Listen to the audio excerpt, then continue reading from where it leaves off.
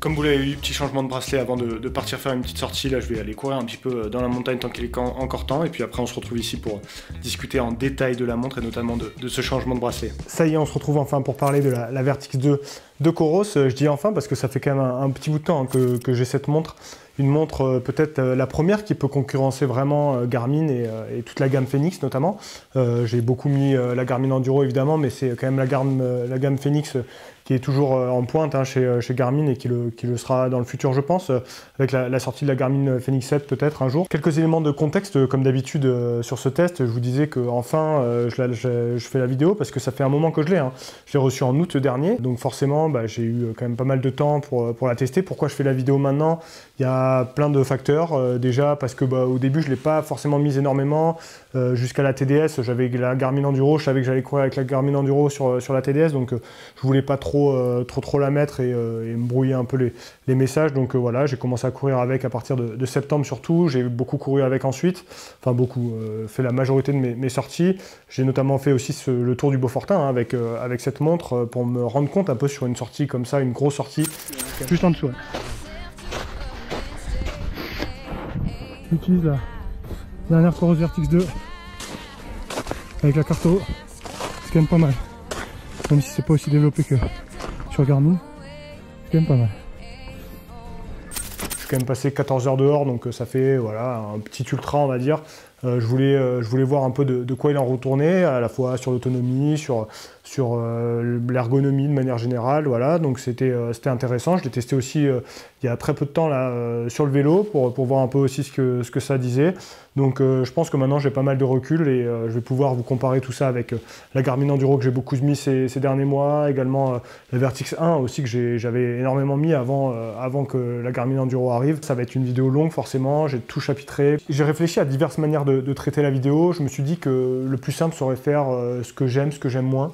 Vous allez le voir, c'est globalement une montre quand même qui est excellente, on peut pas dire vraiment le contraire je crois. Vous allez voir que j'ai beaucoup d'avis positifs sur certains points. J'ai aussi noté quand même quelques défauts, des petits défauts, jamais des grosses choses, mais pas mal de petits trucs que Coros pourrait améliorer selon moi. Donc je vais faire ça en deux parties, ce que j'aime moins. Comme ça je vais essayer d'aborder, d'être le plus exhaustif possible.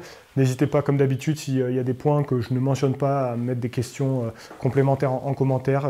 Je prendrai le temps évidemment de vous répondre. Première grosse qualité de cette Vertix 2, forcément, la batterie. La batterie, alors Coros, historiquement, a été un peu, avec la Vertix 1, ceux qui ont vraiment cassé une barrière d'un point de vue de l'autonomie, je dirais, en proposant 60 heures d'autonomie sur une montre. À l'époque, c'était monstrueux.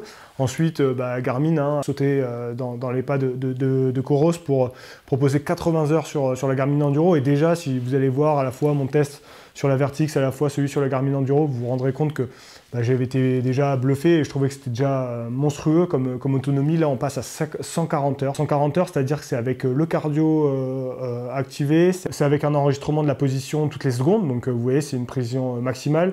C'est monstrueux. On peut se demander même si c'est nécessaire d'aller aussi loin dans l'autonomie. Forcément, moi, je me suis déjà posé la question. En trail, quand même, il y a peu de chances qu'on arrive un jour à avoir besoin de faire autant en termes d'autonomie. Peut-être sur un Thor, même sur un Thor, 140 heures, ça commence à être dans plutôt la fin du peloton. Donc, par contre, peut-être en vélo, en ultra bike, ça peut se justifier sur des très longues distances. Mais en tout cas, c'est pas tant sur le besoin en soi d'avoir 140 heures. Je pense que c'est plutôt sur le confort d'utilisation. C'est-à-dire qu'avec autant de batterie, vous partez des 3 semaines en vacances sans problème, vous prenez pas le câble de charge et c'est pas grave quoi. Donc ça c'est quand même super, c'est un vrai confort. Faut mettre forcément le prix pour avoir ce confort là, je sais pas si c'est un besoin en soi, mais en tout cas c'est intéressant et franchement quand c'est sur une montre, pourquoi pas, moi je peux vous dire que je l'ai rechargé très peu en fait. Cette Coros Vertix c'était impressionnant, il me semble que sur le Tour du Beaufortin, je crois que j'ai perdu 7% de batterie, j'avais regardé entre le moment où je suis parti et le moment où je suis arrivé, 14 heures entre les deux, donc vous voyez c'est quand même monstrueux. Deuxième énorme qualité, je trouve, de cette Coros Vertix 2, c'est aussi récurrent hein, chez Coros de manière générale. Coros a été réputé aussi pour la précision de son GPS, déjà sur ses modèles précédents. Je pense aussi à ce mode piste hein, qu'ils avaient intégré avec des mises à jour il y a quelques mois où on avait une précision qui était impressionnante. Quand vous tournez autour d'une piste de 400 mètres, au mètre près presque, vous aviez la bonne distance, c'était impressionnant. Le mode piste est évidemment présent hein, dans cette Coros Vertix 2. Et en plus de ça, Coros est encore plus loin en proposant cette fois-ci un nouveau système de GPS, de géopositionnement, sur 2 fréquences en fait. C'est la première fois que ça se fait, c'est-à-dire que ça va permettre de capter et d'utiliser en fait plusieurs systèmes de géopositionnement en même temps, qui va réduire considérablement les erreurs. Je pense notamment en ville, où souvent les GPS peuvent être un petit peu brouillés. Je pense aussi en montagne, des fois quand vous êtes sur une crête, entre un chemin qui passe sur la crête, un chemin qui est juste en dessous, il peut avoir des grandes différences de dénivelé, ce genre de choses, ça va être beaucoup plus précis dans ces conditions. Alors évidemment, ça ne va pas créer un signal GPS, c'est-à-dire que si vous êtes sous un tunnel, vous êtes sous un tunnel et il n'y a pas de GPS, donc là, ça va être compliqué. Mais de manière générale, ça augmente encore considérablement la précision du GPS et de la trace GPS. Autre gros point fort de Coros que je retrouve ici, vous allez le voir, j'ai un avis un peu plus mitigé, mais qui n'est pas directement lié à ça, c'est la qualité de fabrication. Autant, je vous avais parlé que typiquement sur une Pace 2 de chez Coros, que je trouve aujourd'hui encore le meilleur rapport qualité-prix hein, sur le marché, la qualité de fabrication, forcément, on est obligé de faire des compromis, c'est du plastique, ce genre de choses, on ne sait pas trop si ça va durer dans le temps. Autant sur une montre comme ça, alors c'est une montre qui vaut cher, hein, 700 €, 699 € il me semble, mais la qualité de fabrication est au rendez-vous, ça c'est sans aucun doute, ça sent la solidité, hein. Il y a un écran vert en saphir inrayable, on sait qu'on va investir mais qu'on va pouvoir la garder dans le temps cette montre, c'est quand même super intéressant. Je pense qu'aujourd'hui j'en parle quand même assez peu finalement dans tout ce que je fais, mais je veux dire si on a envie d'avoir aussi un acte de consommation qui est un peu plus responsable, c'est bien d'avoir aussi des produits qui sont durables. Forcément, Coros là-dessus, avec une telle qualité de fabrication sur ce produit-là, quelque part c'est aussi intéressant parce qu'on sait que c'est un produit qui va durer dans le temps. C'est quand même vraiment bien quoi. Vous me posez souvent des questions à ce propos sur toutes les fonctionnalités d'entraînement. J'en ai déjà beaucoup parlé sur mes autres tests des montres Coros, pardon. Je trouve que l'application est quand même vraiment bien faite. Aujourd'hui, Coros se rapproche quand même assez près de ce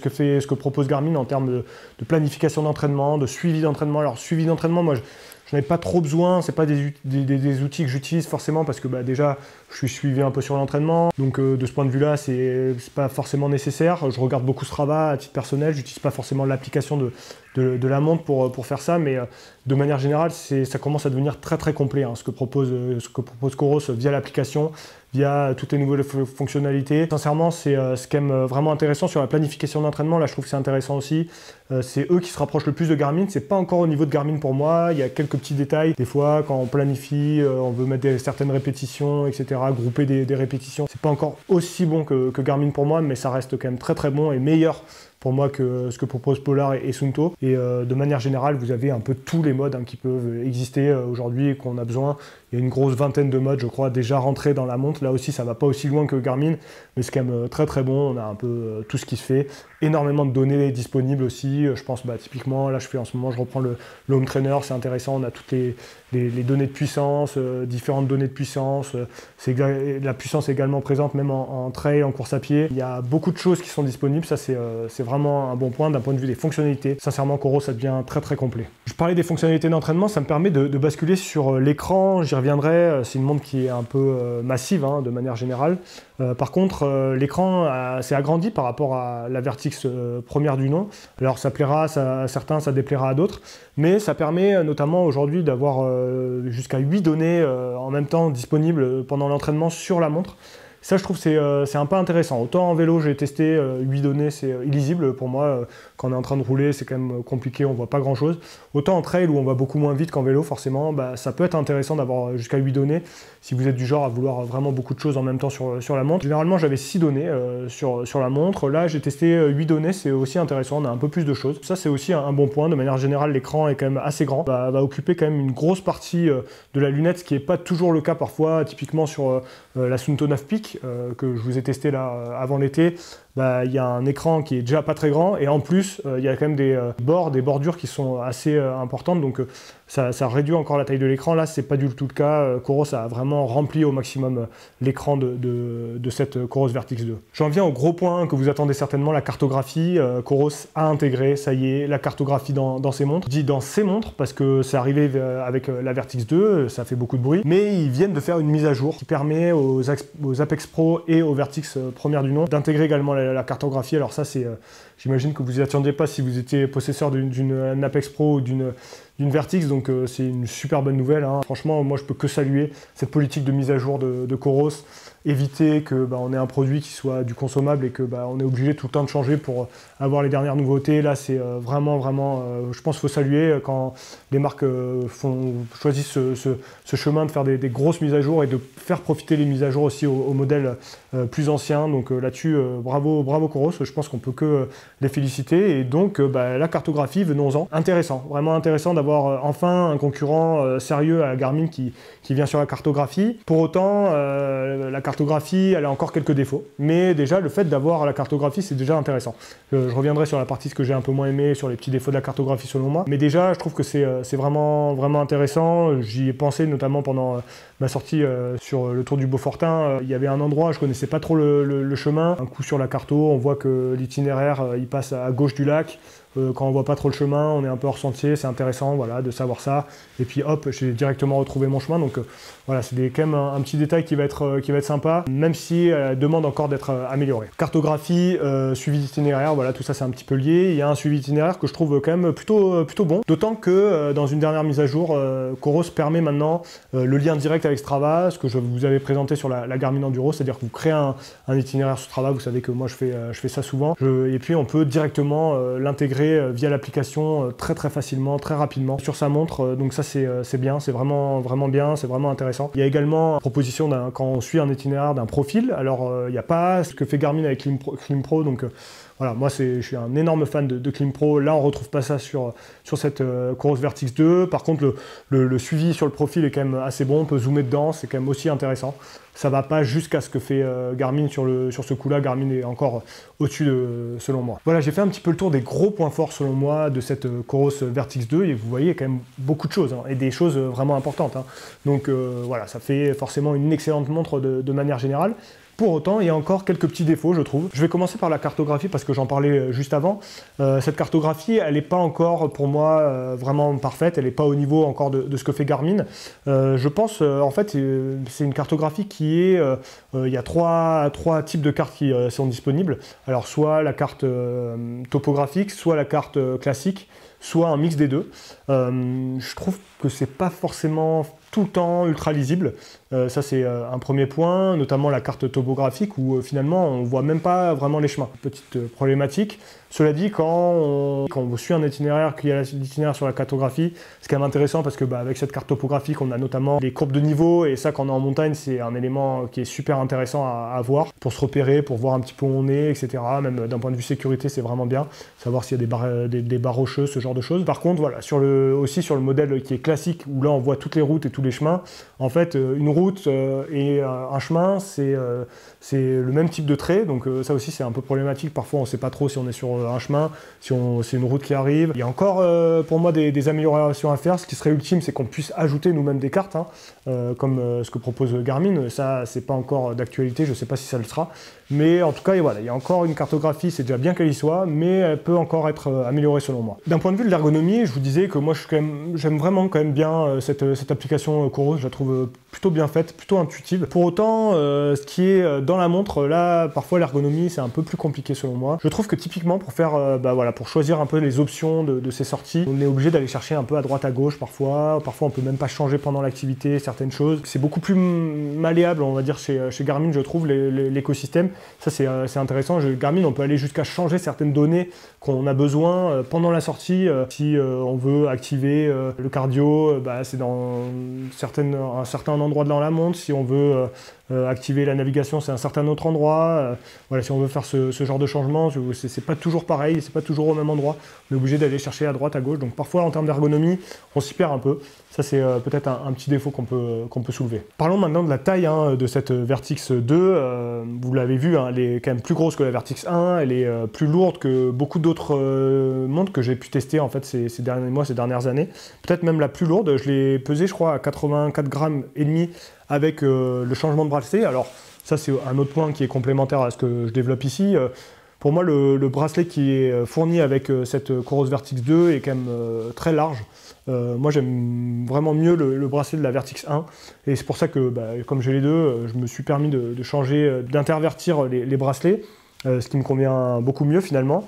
Donc même en termes de confort et tout ça, je suis mieux avec ce bracelet de la Vertix 1. C'est une montre qui est imposante, qui est grosse, qui est lourde. Donc ça, c'est quand même un point à noter, hein, notamment pour les poignets féminins, les petits poignets, c'est pas forcément toujours idéal. Je sais que c'est un point souvent que vous notez, donc c'est bien à savoir aussi que cette montre est quand même très imposante et relativement lourde. Je vous parlais tout à l'heure de la taille de l'écran que je trouvais intéressant parce que ça permet voilà, d'avoir beaucoup de données sur la montre. Par contre, cet écran, je le trouve pas ultra lumineux et parfois, je dirais pas assez, même de temps en temps. C'est vrai que ça permet peut-être aussi d'avoir cette autonomie qui est monstrueuse.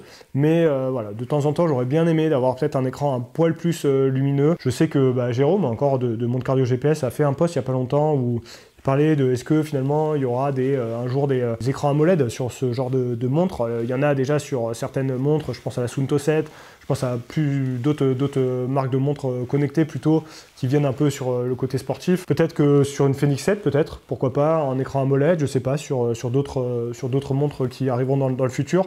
Je pense que ça sera un vrai pas, un vrai confort en plus. En fait, quand on a testé un écran AMOLED sur une montre, on s'aperçoit que quand même c'est un vrai confort d'avoir ce type d'écran sur une montre GPS. C'est pas encore le cas, c'est pas du tout le cas ici. Et ça peut être une amélioration qu'on peut espérer dans le futur. Autre petit détail d'ergonomie, d'un point de vue général, la montre n'a pas vraiment changé. En tout cas, il y a toujours cette grosse molette, ces deux boutons sur la droite de la montre. Alors, je dis sur la droite, mais en fait, c'est configurable en fonction de si vous êtes droitier, gaucher, vous pouvez tout changer. Donc ça, c'est quand même intéressant. Cette molette, à la fois, je l'aime beaucoup et à la fois, souvent, elle m'énerve un peu. Je l'aime beaucoup parce que c'est très facile de naviguer dans les menus avec, notamment quand on a des gants en hiver, ski de rando, ce genre de choses. C'est intéressant. Par contre, je trouve qu'elle a un gros défaut, c'est que souvent, en tout cas chez moi, je vais malencontreusement appuyer sur la molette. Elle est assez sensible, ce qui fait que parfois, même souvent, je vais je vais mettre sur pause la sortie quand je veux pas. Donc typiquement là sur le Tour du Beaufortin, ça me l'a fait plusieurs fois où heureusement qu'il y a eu le bruit et que j'entendais que je l'avais éteinte parce que sinon j'aurais stoppé la sortie et peut-être que je m'en serais aperçu 30 km plus tard. Donc c'est quand même vraiment dérangeant. En fait, ça m'arrive quand même assez souvent, donc ça je trouve que c'est un peu gênant. Je sais pas trop comment ils pourraient faire pour améliorer ça, mais moi je trouve que c'est un petit défaut d'ergonomie. Voilà, j'ai fait le tour maintenant des points un peu plus négatifs que je trouve sur cette montre. Vous le voyez, il y a plusieurs petits détails que je trouve un peu moins bons. Mais de manière générale, voilà, maintenant si je devais conclure sur cette Coros Vertix 2, c'est une montre qui, je pense, va permettre de faire un peu bouger encore le marché des montres GPS, à la fois sur l'autonomie qui devient monstrueuse, et est-ce que les autres constructeurs vont devoir s'aligner sur autant d'autonomie? Je ne sais pas s'ils vont pouvoir même, clairement. C'est assez impressionnant là, ce que fait Coros. Quand on voit que chez Polar, chez Suunto, on est encore très loin de ça. Chez Garmin, avec la Garmin Enduro, on est un peu moins loin, mais on est quand même très loin. Voilà, c'est intéressant. Coros bouscule un petit peu le marché de ce point de vue-là. Coros bouscule aussi le marché en étant les premiers à venir concurrencer un peu Garmin sur le côté cartographie. Donc ça, c'est aussi intéressant de voir que ça bouge. Peut-être que ça va faire bouger aussi les autres. C'est ça que je trouve intéressant avec Coros aussi de manière générale, c'est que c'est un acteur encore très dynamique qui n'hésite pas à donner des coups de pied dans la fourmilière. Et de manière générale, je trouve que ça fait du bien à ce marché-là. Ça permet aussi de tout le temps innover, de ne pas rester un peu sur ses acquis. Et rien que pour ça, c'est vraiment intéressant de voir l'évolution de Coros. C'est un produit qui est très abouti. C'est un produit qui est 100 € plus cher que le modèle précédent. D'autant que maintenant, le modèle précédent a aussi la cartographie. Donc on peut vraiment se demander si c'est intéressant d'acheter cette montre ou plutôt d'acheter la première version. On peut se poser la question. Je dirais qu'entre 599 et 699 euros, bon, effectivement, c'est 100 euros de différence, mais on est déjà sur des produits de toute façon chers. Donc peut-être que cette Vertix 2 va mieux vieillir dans le futur. J'ai pas parlé par exemple du lecteur de musique aussi qui a été intégré dans cette montre. Moi je l'utilise pas, donc c'est vrai que c'est pour ça que j'en ai pas trop parlé, mais c'est aussi un point qui peut être intéressant si vous cherchez ce genre de choses. On peut, avec la politique de mise à jour de Coros, on peut imaginer que dans le futur, cette Coros Vertix 2 va mieux vieillir. Donc à l'heure actuelle, est-ce que ça peut être intéressant si vraiment vous cherchez une montre, d'acheter cette montre pour que dans le futur, celle-ci elle va durer quand même plus longtemps que la Vertix numéro 1. Voilà, c'est des questions qu'on peut se poser. En tout cas, si vous achetez cette montre, ce qui est sûr, c'est que vous ne serez pas déçu, selon moi. C'est vraiment un super produit, très abouti, et surtout qui va encore permettre aux concurrents de se bouger un peu pour faire des produits toujours plus innovants, toujours plus aboutis, et voilà, moi je vais suivre ça avec grand intérêt. C'est comme ça que je termine cette vidéo sur la Coros Vertix. Si vous avez des questions, n'hésitez pas évidemment à les mettre en commentaire, n'hésitez pas à partager la vidéo aussi également. Nous on se retrouve très vite pour de prochaines vidéos, il y a plein de choses qui arrivent sur la chaîne, donc restez bien connectés, abonnez-vous, et puis on se retrouve très vite. Allez, ciao à tous.